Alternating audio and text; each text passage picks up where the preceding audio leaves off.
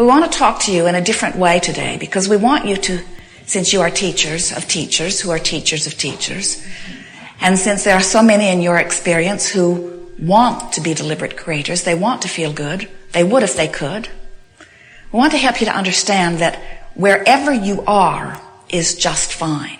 We want you to understand that you can get to wherever you want to be from wherever you are. And it's time for all of you to stop measuring where you are in relationship to where anybody else is, because that is not a factor that has anything to do with you.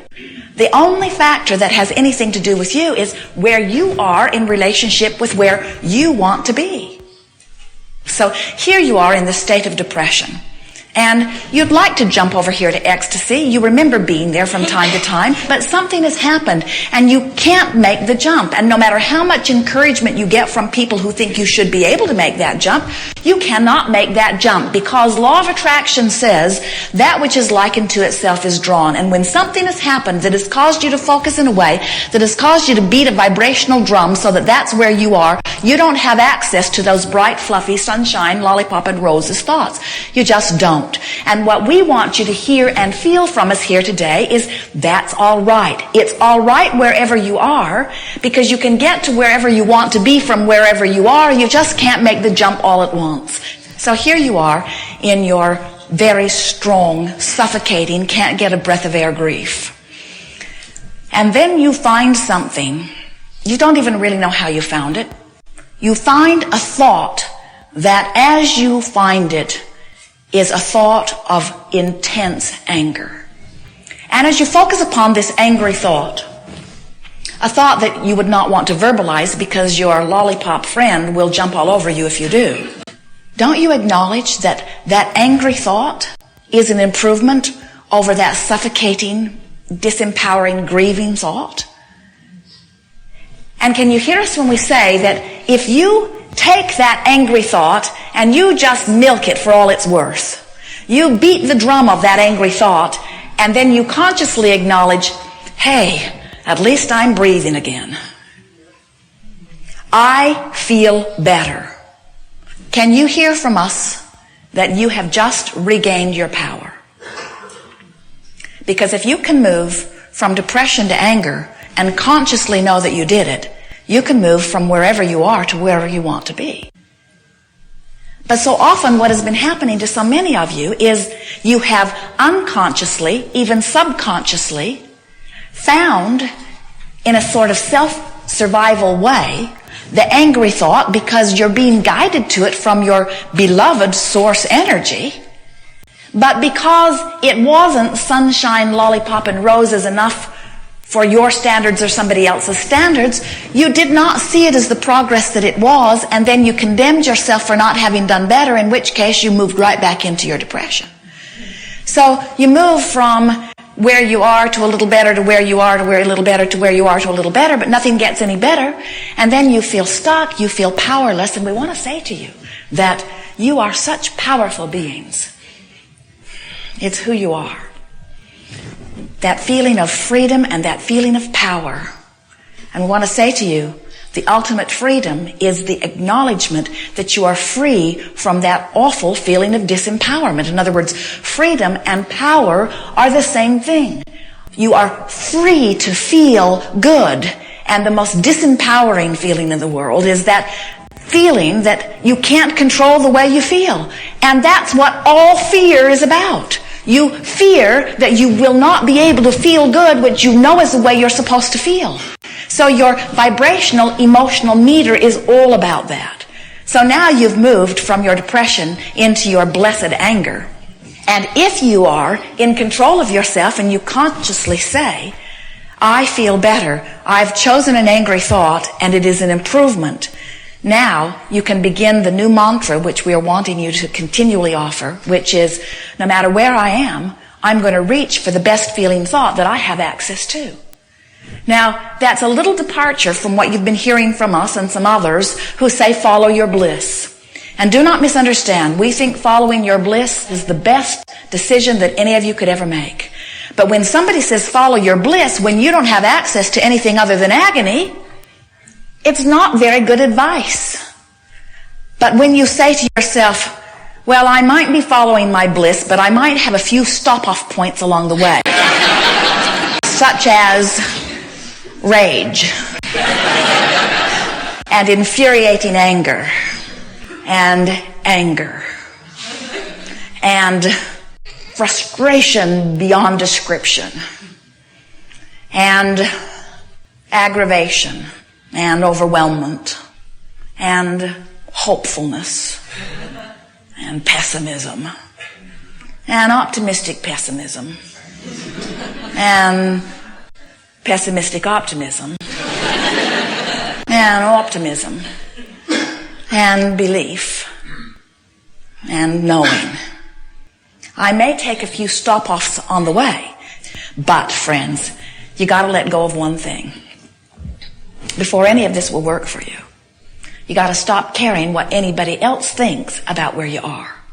It has to matter only to you how you feel. You have to take the life-giving breath that you find in that blessed anger, and you have to feel proud of yourself for having made the jump, no matter how small it is. Because once you do that, you've regained control. And once you've regained control, there's no place you can't go. As Jerry and Esther are traveling, they traveled a great deal from Phoenix to San Diego. It's about a 400-mile drive. And about halfway between Phoenix and San Diego is a city called Yuma, Arizona. So as they find themselves in Yuma on their way to San Diego, they don't get so depressed that they just turn around and go back to Phoenix. They don't say, but wait, we want to be in San Diego. What are we doing in Yuma? There's no place to eat in Yuma. The discouragement doesn't wash over them to the point that they lose their way and they just go back and forth, Phoenix, Yuma, Phoenix, Yuma, Phoenix, Yuma, Phoenix, Yuma. Because they understand where they are and they understand where they're going and they understand which direction to stay pointed. And that's the thing that we think that you have not really known because you've lost track of the importance of the way you feel. But when you reclaim your awareness of the importance of how you feel, now there's never a question about which is the better thought. Sometimes you say, I'm just stuck here. I've been stuck here in this dead-end job or in this unhappy relationship. I've been stuck here for so long. And we say, you're not stuck. Things are constantly changing. And you say, Abraham, are you not listening to me? I'm stuck right here. I've been here for as long as I can remember. And we say, things are changing. They're just changing to the same thing over and over and over. Now hear the power of that. Things are constantly changing. So you're in Phoenix, you're in Yuma, you're in Phoenix, you're in Yuma, you're in Phoenix, you're in Yuma, you're in Phoenix, you're in Yuma. And you say, I'm stuck here. And we say, point towards San Diego and keep going. And that's what we're saying about your emotional meter. If you make a decision that I'm going to reach for the best thought that I have available to me, not the best thought that has ever been thought or felt, not the best thought that I've ever thought or felt, the best thought and feeling that I can achieve right here and now. If that is your new mantra, then you're on your way. And there's no place you can't be quickly. This is what we want you to feel. We want you to feel your work environment. We want you to feel where it is. It's between where I am and where I want to be. That's what matters. Nothing else makes any difference. It doesn't matter where you've been. It doesn't matter how long you've been wherever you are. The only thing that matters is where you are and where you want to go. Jerry and Esther have a navigational system in their vehicles called Magellan. And there are satellites in the sky and an antenna on the roof of their vehicles and a computer brain under the seat. And the computer is talking through the antenna to the satellites, and so the satellites always know where Jerry and Esther are. So when they know that they want to go somewhere, they just program the handpiece. They put in the city and the address, and then Magellan calculates the route and says, go this way. Turn here, turn here. In 2 miles, you will exit. In 1 mile, you will exit. In 0.4 miles, you will exit. Occasionally, she says, when it is possible, make a legal U-turn. And quite often she says, please proceed to the highlighted route. But she never says, where have you been? And she never says, Magellan has a woman's voice. She never says, how long have you been there? She always calculates immediately the best possible path between where you are and where you want to be. And so does your guidance system.